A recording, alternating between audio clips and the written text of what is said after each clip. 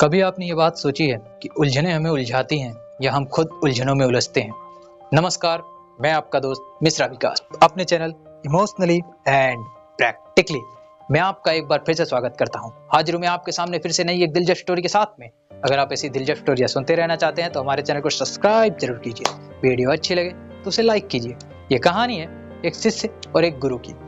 एक गुरु जो अपने शिष्य को यह आदेश देता है कि तुम गांव में जाओ और भिक्षा मांग कर लाओ अपने और मेरे लिए। उसका शिष्य उसकी आज्ञा मानते हुए गांव में निकल जाता है भिक्षा मांगने के लिए। पर वो जब शाम को वापस लौटता है तो देखता है गुरु की आखिरी सांसें चल रही हैं। वो शिष्य एकदम से घबरा जाता है और गुरु के पास दौड़ कर आता है, कहता है गुरु ये क्या हो गया आपको अचानक। उसके गुरु कहते हैं घबराओ मत, बस मेरा आखिरी समय है। वो कहता है गुरु ऐसा ना कहो, मैं अभी जाता हूँ और वैद्य को बुला कर लाता हूँ। उसके गुरु कहते हैं ना, मैं इन आखिरी क्षणों में तुमसे कुछ कहना चाहता हूँ जो ज्ञान की बातें हैं। मैंने तुम्हें सारी वेदों की बात बताई है, सारा ज्ञान बताया है, पर मैं अपने अनुभव का कुछ ज्ञान तुम्हें देना चाहता हूँ। मैं चाहता हूं कि उस ज्ञान को तुम समझो।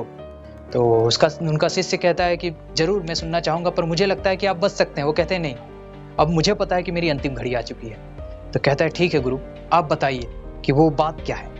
उसके गुरु कहते हैं कि अपनी जिंदगी में तुम कुछ भी करना, बिल्ली मत पालना।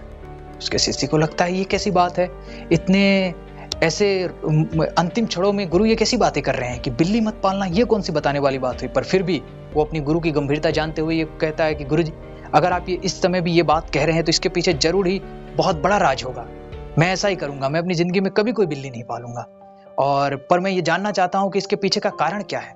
तो उसके गुरु कहते हैं एक बात कहूं शिष्य, तुम मुझसे ज्यादा समझदार हो, क्योंकि मेरे गुरु ने अंतिम क्षणों में मुझसे यही कहा था। पर मैंने अपने गुरु से कभी प्रश्न नहीं किया था, मैंने उनसे ये कारण नहीं पूछा था कि क्यों। मैंने इस बात को आई गई कर दी थी, एकदम मतलब ऐसे अनदेखा सा कर दिया था, इसलिए मेरी जिंदगी में मेरी ये हालत हुई है। और मैं चाहता हूं कि तुम इतने समझदार हो तो तुम्हारी समझदारी हमेशा बरकरार रहे, बनी रहे। पर मैं तुम्हें अपने ऊपर बीता एक अनुभव बताता हूँ। वो गुरु अपनी कहानी शुरू करता है और बताता है कि वो जब उसके गुरु के गुरु जब अंतिम सांस ले रहे होते हैं तो उन्होंने भी अपने शिष्य से यही बात कही होती कि कुछ भी करना जिंदगी में, बिल्ली मत पालना। तो वो कहते हैं कि अरे ये कौन सी मजाक वाली बात है, गुरु मरते मरते ये क्या कह गए, बिल्ली मत पालना, अरे चलो छोड़ो जाने दो। तो एक बार उनके आश्रम में एक बिल्ली घूम रही होती है, तो उस बिल्ली को वो दूध पिलाते हैं और वो बिल्ली पल जाती है और इनके वहां रहने लग जाती है। अब उस बिल्ली को पालने के लिए इनको हर रोज कहीं ना कहीं से दूध लाना पड़ता था, या अपना ध्यान साधना सब कुछ छोड़कर उस बिल्ली का ध्यान देना पड़ता था। तो गांव वालों के पास में जाकर कहते थे कि ये बिल्ली मेरे आश्रम में आके रहने लगी है, अब मुझे इसके लिए दूध चाहिए। तो गाँव वालों ने सजेशन दी कि आप इसके लिए दूध क्यों बार बार लेने आते हैं, गाय ही पाल लीजिए।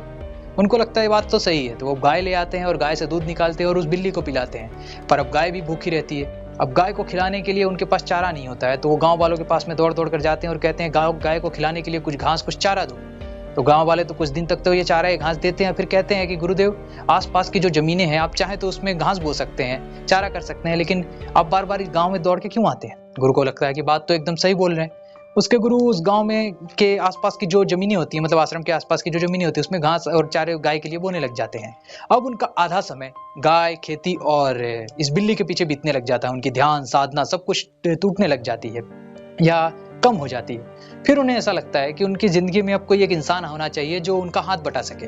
वो गांव वालों के पास में आते हैं और गांव वालों कहते हैं क्या है यार, इनको मतलब चैन नहीं है, इनको पहले बिल्ली के लिए दूध चाहिए था, फिर गाय के लिए घास चाहिए थी, अब इनको साथ में हाथ बटाने वाला भी कोई चाहिए। तो वो कहते हैं गुरुजी हमारे यहाँ तो कोई खाली नहीं है, पर इस गांव में एक विधवा औरत रहती है, अगर आप उसको अपने आश्रम में रख लेंगे तो कहीं ना कहीं वो आपकी हाथ भी बटा देगी और वो बहुत अच्छा भोजन भी पकाती है और गाय और बिल्ली का भी ध्यान वो रख लेगी, और आप खेती का ध्यान रख लेना और अपनी ध्यान साधना करना। वो गुरु कहते हैं ठीक है कोई बात नहीं, मैं इसके लिए तैयार हूँ। वो विधवा उनके आश्रम में आती है और गाय का और उस बिल्ली का ध्यान रखने लग जाती है, और गुरु उस खेती से खेती कर कर आते हैं, मतलब गाय के लिए चारा लेकर आते हैं और अपनी ध्यान साधनाएं करते हैं। उसके हाथों का भोजन खाकर कहीं ना कहीं गुरु और वो औरत एक दूसरे से ज्यादा बातें करने लगते हैं, टाइम स्पेंड करते हैं। और वो जो विधवा औरत होती है वो कहती है कि मुझे इस तरीके से यहाँ आश्रम में रहना अच्छा नहीं लगता, अगर इससे अच्छा होता कि आप मुझसे शादी कर लेते।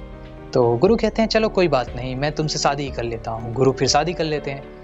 शादी करने के बाद उनका कहीं ना कहीं संन्यास धर्म एकदम से हट जाता है और वो अब साधना ध्यान कुछ नहीं कर पाते हैं।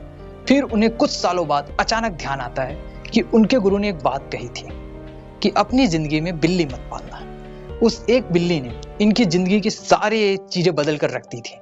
फिर क्या था, वो बिल्ली उनके पास से जाती है और क्योंकि उनके जिंदगी में तहलका मचाने के लिए वो आई होती है, उनके जिंदगी से जब बिल्ली जाती है फिर क्या था, दूध पिलाने की किसी को ज़रूरत नहीं थी तो गाय छोड़ देते हैं। अब गाय को चारा खिलाने की ज़रूरत नहीं पड़ती थी तो अब गुरु खेत भी नहीं जाया करते थे, अब आधा समय साधना पे रहते थे।